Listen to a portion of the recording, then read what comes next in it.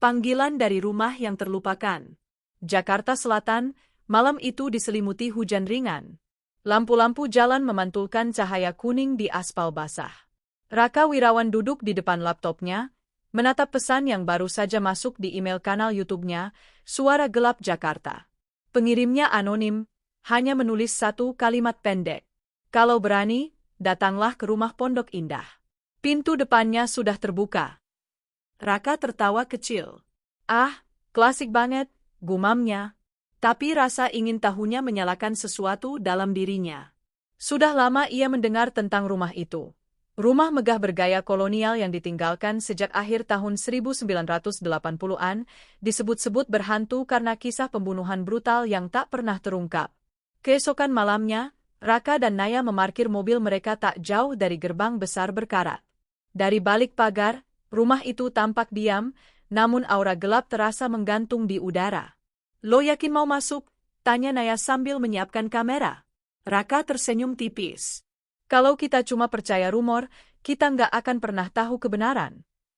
Mereka melangkah masuk, pintu besi berderit panjang seperti menyambut tamu lama. Di dalam, udara terasa dingin, berdebu, dan beraroma tanah lembab. Lukisan-lukisan tua di dinding tampak miring, seolah ada yang baru saja menyentuhnya. Tiba-tiba, suara langkah kaki terdengar di lantai atas. Bukan gema, bukan hewan. Langkah manusia. Naya membeku. Raka, itu? Tenang, mungkin ada orang lain, jawab Raka, meski wajahnya menegang. Mereka naik perlahan, senter menyorot tangga yang retak di beberapa bagian. Di lantai 2, mereka menemukan sebuah kamar dengan dinding penuh goresan tulisan samar. Kami masih di sini. Lalu, semua lampu kamera padam serentak. Dari balik kegelapan, terdengar bisikan pelan, seperti suara perempuan. Kenapa kau datang lagi? Raka terdiam, napasnya tercekat. Ia menoleh, tapi Naya tak ada di sampingnya. Hanya kamera yang tergeletak di lantai, masih merekam bayangan seseorang berdiri di ujung lorong. Panik, Raka berlari keluar dari rumah itu. Hujan semakin deras, dan dari balik jendela, ia sempat melihat sekilas. Sosok perempuan bergaun putih, menatapnya dengan tatapan kosong dari lantai 2. Keesokan harinya, saat ia memutar ulang rekaman kamera yang tertinggal, Raka menyadari sesuatu yang membuat darahnya membeku. Di menit terakhir video, terdengar suara Naya berbisik. Raka, dia di belakangmu, sebelum layar menjadi hitam. Namun, dalam rekaman itu, bayangan terakhir bukanlah Raka atau Naya, melainkan sosok perempuan berambut panjang, berjalan perlahan ke arah kamera, lalu tersenyum samar. Raka menatap layar lama sekali. Pesan anonim itu muncul lagi di inboxnya, dengan kalimat baru. Kau belum melihat semuanya. Dan malam itu, untuk pertama kalinya, Raka bermimpi tentang rumah itu, dan seseorang mengetuk pintu kamarnya di dunia nyata. Bayangan di balik gerbang besi. 3 hari telah berlalu sejak malam itu. Sejak Raka melarikan diri dari rumah di Pondok Indah, ia belum tidur dengan tenang. Setiap kali memejamkan mata, ia melihat potongan gambar yang sama. Sosok Naya berdiri di tangga rumah itu, dengan mata kosong, seolah memanggilnya untuk kembali. Ia sudah melapor ke polisi, tapi mereka hanya tertawa kecil. Rumah itu kosong, Mas. Sudah puluhan tahun gak ada yang tinggal, kata salah satu petugas dengan nada setengah bosan. Namun kamera Raka tidak bohong. Rekaman yang ia tunjukkan memang samar, tapi jelas ada bayangan manusia di sana. Sesuatu, atau seseorang. Malam ketiga, Raka memutuskan untuk kembali. Kali ini, ia tidak sendirian. Ia meminta bantuan seorang pria tua bernama Pak Surya, penjaga keamanan kompleks Pondok Indah sejak tahun 1980-an. Kalau mau ke sana, hati-hati, nak, ujar Pak Surya dengan suara berat. Rumah itu sudah nggak suka diganggu. Apalagi setelah kejadian dulu. Kejadian dulu, tanya Raka penasaran. Pak Surya menatap jauh ke arah gerbang yang samar dari posnya. Dulu, tahun 1987. Satu keluarga hilang di dalam rumah itu. Orang-orang bilang mereka dibunuh perampok. Tapi saya tahu, bukan manusia yang melakukannya. Raka menelan ludah, lalu menyalakan mesin mobil. Gerbang besar rumah itu masih di tempatnya, berkarat dan dingin, seperti penjaga rahasia masa lalu. Mereka berdua melangkah masuk, hanya ditemani senter dan kamera genggam. Rumah itu tetap seperti sebelumnya, tenang, beku, dan menatap. Namun kali ini, ada sesuatu yang berbeda. Bau anyir darah samar tercium di udara. Di ruang tamu, mereka menemukan seikat bunga melati yang masih segar di atas meja tua. Ini baru diletakkan, gumam Raka. Pak Surya menunduk, wajahnya menegang. Bunga melati adalah tanda penghormatan. Tapi juga undangan. Suara langkah kaki kembali terdengar di lantai 2. Kali ini lebih berat, lebih jelas, seperti seseorang sedang mengawasi mereka. Raka menyorotkan senter ke arah tangga, tapi tidak ada siapapun. Namun tiba-tiba, boom, pintu di ujung lorong menutup keras. Mereka berlari ke sana dan menemukan kamar yang dulu penuh tulisan di dinding. Tapi tulisan, "Kami masih di sini," sudah hilang. Diganti dengan tulisan baru. "Kau kembali, bawa dia pulang." Raka menelan ludah. Dia maksudnya Naya. Pak Surya tak menjawab, hanya menatap sekeliling. "Rumah ini nggak mau kau pergi sebelum kau menuntaskan apa yang dimulainya." Tiba-tiba, terdengar suara tangis perempuan dari balik dinding. Raka mendekat, lalu melihat ada celah kecil di dinding bata. Ia mendorong sedikit, dan ternyata di baliknya ada lorong sempit menuju ruang bawah tanah. Dengan tangan gemetar, Raka menyalakan kamera dan menuruni lorong itu bersama Pak Surya. Udara semakin lembab dan berbau busuk. Di ujung lorong, mereka menemukan pintu besi tua. Dari balik pintu, samar terdengar suara Naya. "Raka, tolong aku." Raka langsung menendang pintu itu. Tapi ketika terbuka, yang ada di dalam hanyalah cermin besar dengan bingkai emas retak. Dalam pantulan cermin itu, ia melihat dirinya, tapi di belakangnya berdiri Naya, tersenyum. Namun ketika ia menoleh ke belakang, tidak ada siapapun. Cermin itu bergetar, dan dari permukaannya muncul kabut gelap membentuk siluet manusia. Suara Pak Surya bergetar. "Keluar, nak." "Sekarang juga?" Raka berusaha mundur, tapi lantai di bawahnya tiba-tiba amblas. Ia jatuh ke ruang bawah yang penuh tulang belulang dan potongan mainan anak-anak tua. Ia menatap ke atas, melihat Pak Surya mencoba menariknya keluar, namun tangan-tangan hitam muncul dari tanah, mencengkeram pergelangan kaki Raka. "Raka!" teriak Pak Surya. Tapi suaranya tiba-tiba terputus. Cahaya senter meredup. Dalam kegelapan itu, Raka melihat sosok perempuan bergaun putih mendekat perlahan, wajahnya pucat tanpa mata. "Kau tak seharusnya kembali," bisiknya. Dan ketika Raka menjerit, layar kameranya jatuh ke lantai, merekam hanya satu hal terakhir, bayangan Pak Surya yang berdiri diam di depan cermin, dengan tatapan kosong. Keesokan harinya, polisi menemukan mobil Raka di depan rumah itu. Pintunya terbuka, mesinnya masih hangat, tapi tak ada siapapun di dalam. Di pos keamanan, Pak Surya duduk menatap kosong ke arah rumah itu. Di tangannya, tergenggam kamera milik Raka yang masih menyala, menampilkan pesan baru di layar. Rahasia di balik cermin. Pagi itu, Pondok Indah tampak seperti biasa, mobil lalu lalang, taman-taman rapi, burung-burung bertengger di dahan. Tak ada yang menyangka di antara ketenangan itu, berdiri satu rumah tua yang menelan manusia tanpa jejak. Rumah hantu Pondok Indah. 2 hari setelah hilangnya Raka, seorang pria bernama Arman Wirawan, kakak Raka, datang mencari. Ia seorang dosen sejarah di Universitas Indonesia, rasional dan tak mudah percaya hal mistis. Tapi darahnya berdesir saat melihat mobil adiknya terparkir rapi di depan rumah besar yang reputasinya ia dengar sejak kecil. Di depan gerbang, ia bertemu Pak Surya, yang kini tampak linglung. "Pak, Raka adik saya. Dia belum pulang," kata Arman dengan nada memohon. Pak Surya menatapnya lama, lalu berkata lirih, "Anakmu sudah memanggil sesuatu dari rumah itu, nak. Sekarang, rumahnya belum mau melepasnya." Arman menatap rumah itu. Di siang bolong, jendela-jendelanya tampak seperti mata kosong yang mengawasinya. Ia membuka pagar berkarat itu, dan langkahnya menggema di jalan setapak berlumut. Udara di sekitar rumah mendadak dingin, tidak wajar untuk Jakarta. Begitu memasuki ruang tamu, ia langsung mencium bau lembab bercampur bunga melati. Di atas meja, ada kamera yang masih menyala, Kamera milik Raka. Ia menekan tombol play. Gambar bergetar, menampilkan wajah adiknya dalam cahaya redup. Aku menemukan lorong bawah tanah. Aku dengar suara Naya. Kalau aku nggak keluar malam ini, tolong jangan datang ke sini. Video berhenti dengan suara gemerisik, lalu layar hitam. Arman menarik napas dalam. Ia tak percaya hantu, tapi instingnya berkata, ada sesuatu yang lebih besar dari sekadar legenda di rumah ini. Ia menelusuri setiap ruangan. Di dinding kamar utama, ia menemukan potret keluarga lama. Seorang pria berdasi, seorang wanita bergaun putih, dan seorang anak kecil tersenyum. Di bawah foto, tertulis nama, keluarga Soeharjo, 1986. Ia mengenali nama itu.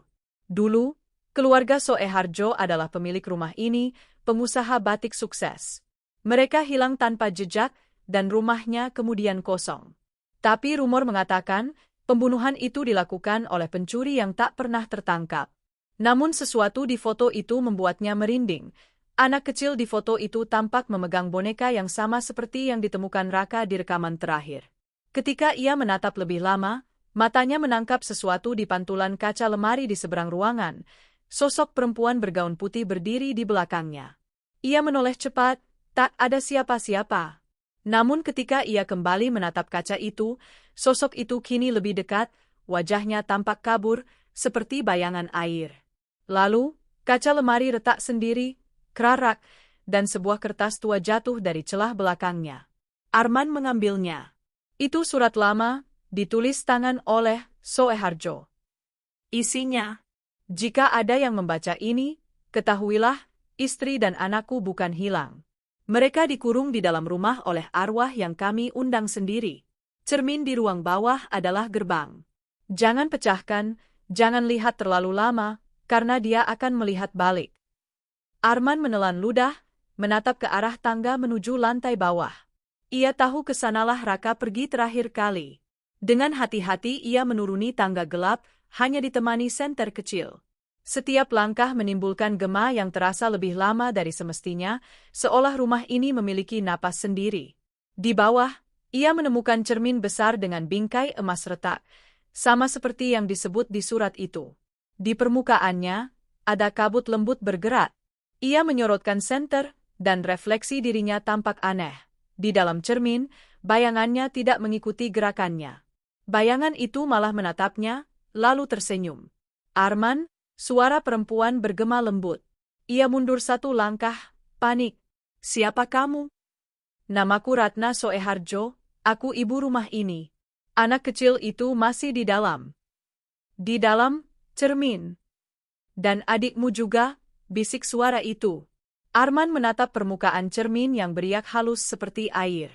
Di dalamnya, sekilas ia melihat sosok Raka terbaring lemas, dan Naya duduk di sampingnya, memandangi sesuatu yang tak terlihat. Tanpa pikir panjang, Arman menyentuh permukaan itu, dan jari-jarinya menembusnya, dingin seperti air beku. Namun begitu seluruh lengannya masuk, tarikan kuat menyeretnya dari dalam. Ia berteriak, mencoba menarik diri, tapi suara-suara berbisik memenuhi kepalanya. Satu keluarga, harus lengkap. Arman kehilangan keseimbangan, tubuhnya terseret ke dalam cermin. Dunia di balik sana gelap, sunyi, dan penuh kabut. Ia melihat sosok Raka berdiri di ujung lorong panjang, wajahnya pucat, matanya kosong.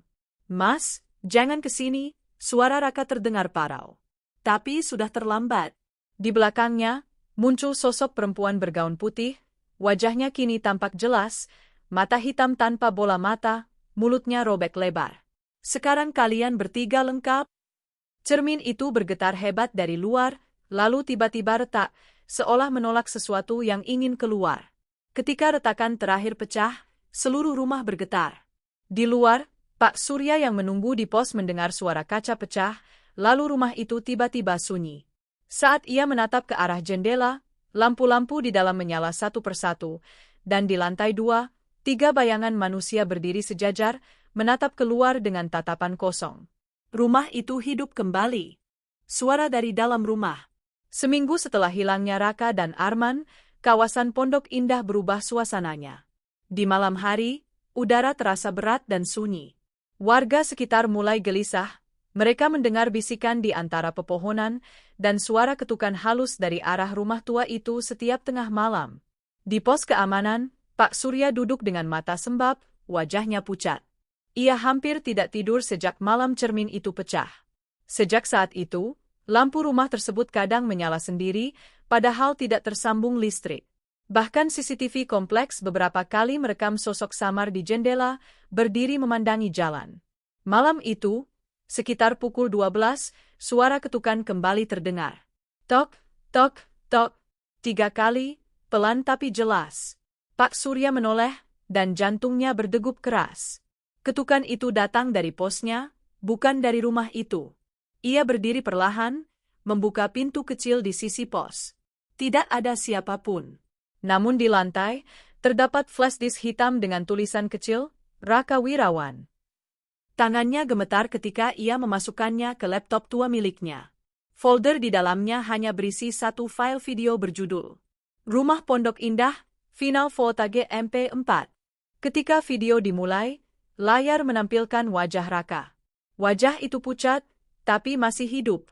Kalau kau nonton ini, berarti aku belum kembali, katanya dengan napas berat. Aku tahu sekarang. Rumah ini hidup. Ia menelan roh, bukan tubuh. Aku dan Naya masih di sini, tapi tidak sepenuhnya manusia lagi. Raka menunduk sebentar, lalu menatap kamera dengan pandangan hampa. Cermin itu bukan gerbang ke dunia lain. Itu penjara. Keluarga Soeharjo dikutuk di sana. Mereka memanggil arwah untuk melindungi diri dari perampok, tapi malah mengikat jiwa mereka sendiri. Setiap orang yang menatap cermin lebih dari 3 detik akan menjadi bagian dari rumah. Suara Naya terdengar samar di latar belakang, Raka, waktumu habis. Raka tersentak, lalu menatap ke samping dengan panik. Aku harus pergi, tapi tolong, jangan biarkan rumah ini dibiarkan terbuka. Segel kembali pintunya. Jangan biarkan siapapun masuk. Video berhenti. Gambar terakhir memperlihatkan Raka berjalan ke arah lorong gelap, lalu layar menjadi hitam. Pak Surya menatap layar itu lama. Matanya berkaca-kaca. Anak bodoh, gumamnya lirih. Tapi dalam hatinya, rasa bersalah menekan kuat, karena ia tahu, dulu ia adalah orang pertama yang menyingkap gerbang itu. 40 tahun lalu, ia hanyalah penjaga muda yang diperintah majikannya, Soeharjo, untuk mengubur sesuatu di bawah ruang bawah tanah. Sebuah cermin besar dari Belanda, dengan ukiran aneh. Kalau aku bilang jangan lihat ke dalamnya, Surya, tolong patuhi, kata Soeharjo waktu itu. Tapi malamnya, terdengar jeritan dari rumah, dan besoknya, keluarga itu hilang tanpa jejak. Kini, dosa masa lalu itu kembali menagih. Keesokan malamnya, beberapa remaja iseng datang ke lokasi. Mereka mendengar rumor rumah itu viral lagi setelah video Raka menyebar di internet tanpa ada yang tahu siapa yang mengunggahnya. Katanya ini konten nyata, bro, ucap salah satu dari mereka sambil merekam dengan ponsel. Kita cari tahu yuk, biar rame. Gerbang rumah terbuka seolah menunggu. Angin bertiup lembut, membawa aroma melati. Mereka tertawa kecil, melangkah masuk sambil bercanda. Tapi begitu sampai di ruang tamu, semua lampu kamera padam bersamaan. Salah satu remaja berteriak, "Hei, siapa yang matiin lampu?" Dalam gelap, layar ponsel mereka menampilkan pesan otomatis dari aplikasi kamera. Mata-mata baru terdeteksi. Lalu dari cermin retak di dinding, kabut keluar perlahan, membentuk sosok-sosok samar, 3 bayangan manusia, Raka, Naya, dan Arman. Wajah mereka kosong, kulitnya pucat seperti lilin. Salah satu remaja menjatuhkan ponselnya. Di layar ponsel itu, mereka melihat wajah mereka sendiri, tapi dengan mata hitam, kosong, dan senyum yang bukan milik mereka. Besok paginya, rumah itu kembali sunyi. Di jalan depan gerbang, hanya tertinggal 3 ponsel tergeletak, layarnya retak, menampilkan satu pesan yang sama. Rekaman baru disimpan di folder Rumah Pondok Indah. Pak Surya mendengar berita itu dari warga. Ia berlari ke arah rumah, air matanya menetes. "Cukup, sudah cukup," serunya, sambil menatap langit. Ia menaburkan garam dan menancapkan kayu salib di depan gerbang, membaca doa pelan-pelan. Tapi saat ia menatap ke arah jendela, ia melihat sosok Raka tersenyum kepadanya. Di sampingnya, Arman dan Naya berdiri. Raka mengangkat tangan, seolah mengucapkan selamat tinggal. Namun senyum itu perlahan memudar, digantikan bisikan halus yang hanya bisa didengar oleh Pak Surya. Kau belum menutup pintunya, Pak. Dan seolah menjawab bisikan itu, gerbang rumah tiba-tiba berderi terbuka lagi, pelan tapi pasti. Malam turun. Rumah itu kembali menelan gelap. Gerbang yang tak pernah tertutup. Hujan deras mengguyur pondok indah malam itu. Jalan-jalan licin, dan udara dingin menempel di kulit. Di tengah gelap dan petir yang bersahutan, hanya satu rumah yang tetap menyala, rumah besar di ujung jalan metro, dengan jendela tua yang bergetar tertiup angin. Rumah itu seolah bernapas, menatap siapapun yang berani mendekat. Pak Surya berdiri di depan gerbang rumah tersebut, tubuhnya dibalut jas hujan tipis. Tangannya menggenggam tas kecil berisi dupa, air garam, dan selembar kitab doa tua berbahasa Jawa kuno yang ia dapat dari seorang kiai tua di Ciputat. Kalau rumah itu belum tertutup, akan terus memanggil jiwa baru, pesan sang kiai.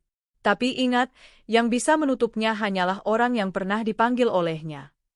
Pak Surya tahu, rumah ini sudah menandainya sejak lama, sejak malam di tahun 1987 ketika keluarga Soeharjo lenyap di depan matanya. Kini, setelah bertahun-tahun menanggung rasa bersalah, ia datang bukan lagi sebagai penjaga, melainkan sebagai penebus dosa. Ia membuka gerbang perlahan. Engsel berderit panjang, seperti suara rintihan. Aroma melati langsung menyeruak, menusuk hidungnya. Langkah kakinya bergema di halaman. Angin bertiup membawa suara samar, seperti tawa anak kecil bercampur tangis perempuan. Di dalam, dinding-dinding rumah lembab, penuh lumut dan noda hitam. Namun di atas meja ruang tamu, lilin-lilin kecil menyala sendiri, membentuk lingkaran. Di tengahnya, tergeletak foto tua keluarga Soeharjo, kini di atasnya muncul dua wajah baru, Raka dan Arman. Maafkan aku, bisik Pak Surya lirih sambil meneteskan air mata. Aku yang membuka jalanmu dulu. Sekarang biar aku yang menutupnya. Ia menyalakan dupa dan memulai pembacaan doa. Asapnya berputar, menari di udara seperti terseret angin dari arah bawah tanah. Rumah itu bergetar pelan, seperti merespons. Dari lantai, terdengar bunyi ketukan, tok, tok, tok, semakin lama semakin keras. Pak Surya berjalan menuju tangga bawah tanah dengan langkah berat. Di sana, cermin retak besar yang dulu menelan Raka dan Arman masih berdiri. Namun kini, permukaannya beriak lembut seperti air, dan dari dalamnya muncul kabut yang menggumpal, membentuk wajah-wajah samar. Surya, suara berat memanggil namanya. Kenapa kau kembali? Ia menatap cermin itu tanpa gentar. Karena aku harus menutup pintumu. Aku yang membuka dulu, biar aku yang menanggungnya. Cermin itu bergetar hebat. Dari dalam, keluar bayangan Raka, Naya, dan Arman. Wajah mereka tampak pucat, tapi mata mereka kini jernih, tidak seperti sebelumnya. Raka mendekat, berbicara dengan suara pelan namun jelas. Pak Surya, rumah ini tidak bisa ditutup dari luar. Harus dari dalam. Pak Surya menatap mereka lama. Kalau begitu, biar aku yang melakukannya. Naya menggeleng. Kalau Bapak masuk, Bapak tidak akan bisa keluar. Ia tersenyum lembut. Sudah saatnya aku istirahat. Aku sudah hidup dengan rasa bersalah terlalu lama. Ia melangkah mendekat ke cermin. Setiap langkah terasa berat, tapi sorot matanya mantap. Raka mencoba menahan, tapi tangannya menembus udara, seperti bayangan. Tolong jagakan rumah ini, jangan biarkan siapapun lagi masuk, kata Pak Surya sebelum menyentuhkan tangannya ke permukaan cermin. Saat itu juga, seluruh rumah bergetar hebat, lilin-lilin padam, dan suara jeritan menggema dari dinding. Cermin menyala terang, memancarkan cahaya putih menyilaukan. Di dalam pantulan, tampak Pak Surya berdiri di samping keluarga Soeharjo, Raka, Naya, dan Arman, semua tersenyum damai. Lalu, satu demi satu bayangan mereka memudar, diserap ke dalam cahaya. Retakan di permukaan cermin menyatu perlahan, dan akhirnya, hening. Rumah itu berhenti bergetar. Hujan pun reda. Untuk pertama kalinya dalam puluhan tahun, udara di sekitar rumah terasa ringan. Aroma melati menghilang, berganti bau tanah basah biasa. Beberapa hari kemudian, warga menemukan rumah itu sudah tertutup rapat. Gerbangnya dikunci dari dalam, padahal tidak ada seorang pun di sana. Di depan pintu, terdapat sebuah papan kayu bertuliskan tulisan tangan sederhana. Sudah ditutup. Jangan buka lagi. Namun legenda tak mati begitu saja. Beberapa bulan setelahnya, kontraktor datang dengan rencana untuk merobohkan rumah tersebut dan membangun ruko baru. Saat alat berat mulai bekerja, mesin-mesinnya tiba-tiba mati bersamaan. Operatornya bersumpah melihat bayangan seorang pria tua berdiri di depan rumah, menatap mereka diam-diam. Malam harinya, warga mendengar suara ketukan dari arah gerbang besi 3 kali, seperti dulu. Dan dari jendela lantai 2, cahaya lampu kembali menyala. Di layar ponsel salah satu pekerja yang merekam kejadian itu, muncul notifikasi tak dikenal. Rumah Pondok Indah, episode baru segera dimulai. Sementara di dalam rumah, di balik cermin yang kini utuh kembali, sosok Pak Surya berjalan menyusuri lorong sunyi, menatap deretan bayangan yang berdiri di seberang. Ia menatap kamera tak terlihat, lalu tersenyum samar. Tidak semua pintu harus dibuka, tapi manusia selalu penasaran. Dan dengan itu, rumah kembali terdiam, menunggu tamu berikutnya. Rumah hantu Pondok Indah tetap berdiri hingga kini, diapit rumah-rumah modern dan taman yang terawat. Tak ada yang tahu benar letaknya, karena alamat pastinya seolah berubah setiap kali dicari. Namun setiap beberapa tahun, akan selalu muncul kisah baru, tentang orang yang datang, tentang rekaman yang ditemukan, tentang suara yang terdengar dari dalam rumah. Seolah kisah itu memang tidak pernah berakhir. Karena bagi sebagian misteri di Jakarta, beberapa rumah tidak sekadar tempat tinggal, tapi tempat arwah menunggu untuk didengarkan.